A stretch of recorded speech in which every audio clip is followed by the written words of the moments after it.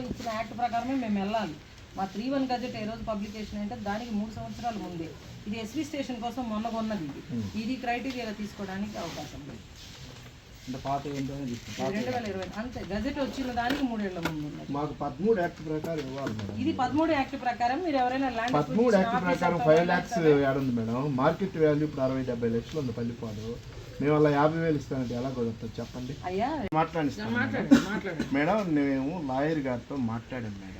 2013లో రైతు పర్మిషన్ లేకుండా డ్రిల్లింగ్ చేయడం కానీ, పొలంలో అతను పర్మిషన్ లేకుండా వేసుకొని పోవడం కానీ లేదంట మేడం. 2013 ప్రకారం మార్కెట్ వాల్యూ ఎలా ఉందో, అంటే గవర్నమెంట్ వాల్యూ, రిజిస్ట్రేషన్ వాల్యూ కాదు, మార్కెట్ వాల్యూ ఆ విలేజ్లో ఎలా ఉందో విచారించుకొని దాని ప్రకారం పే చేయాలంట మేడం. దానికి మీరు సమ్మతి అయితే వేసుకోబోదు మేడం, లేదంటే మా అందరినీ మిషన్ కింద తొక్కిచ్చేసి. అట్లా కాదు, మీరందరూ తెలివిగా మాట్లాడారు అనుకుంటారు. నేను ఒక్కడు కార్పొరేట్ కంపెనీ ఏం బండి సార్, ఒక నెల ఆపండి సార్. మీరు పై అధికారులు కూడా ఆగడానికి వీళ్ళు అని చెప్పి చెప్పారు. ఆపుకుంటే మీరు కొట్టుకో, మమ్మల్ని కుట్టేసుకుంటే వేసేసుకుంటాం. అదే కదా లాస్ట్, అదే కదా కొట్టించి వేసుకోపోతారా? అంతే అంతే.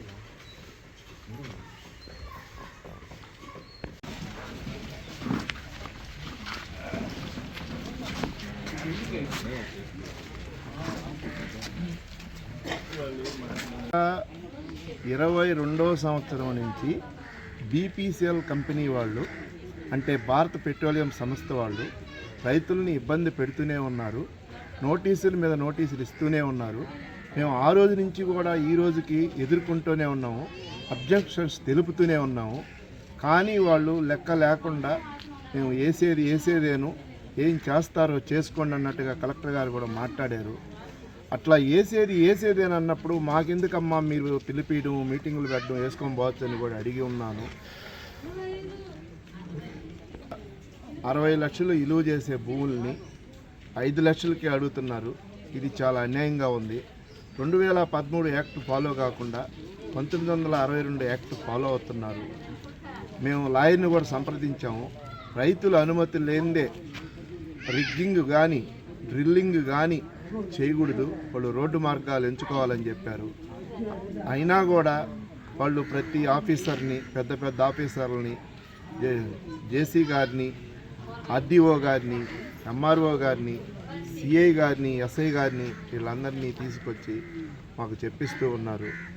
కానీ మేము అట్లా కాదు, వేసుకోపోవాల్సింది వాస్తవం. ఇది ప్రజా ప్రయోజనాల పని. ఇది మాకు కాంపన్సేషన్ న్యాయంగా ఇచ్చి వేసుకొని వెళ్ళమంటున్నాం. కానీ కాంపన్సేషన్ ఇవ్వాలంటే వాళ్ళకి చాలా బాధగా ఉంది. అందువల్ల ఎమ్మెల్యే గారి దృష్టికి కూడా అందరం కలిసి తీసుకెళ్ళాము. అయినా వాళ్ళు ఎమ్మెల్యే గారిని కూడా లెక్క చేయకుండా వచ్చి మమ్మల్ని చాలా ఇబ్బంది పెట్టి మానసిక క్షోభకి గురి చేస్తూ ఉన్నారు. వీళ్ళ వల్ల మాకు ఆత్మహత్యలు చేసుకునేంత పరిస్థితి ఏర్పడింది. కాబట్టి దయచేసి ఎమ్మెల్యే గారు కూడా జోక్యం చేసుకొని వీళ్ళందరినీ పిలిపించి మాట్లాడి మాకు న్యాయం చేయాలని మేము ప్రార్థిస్తూ ఉన్నాం.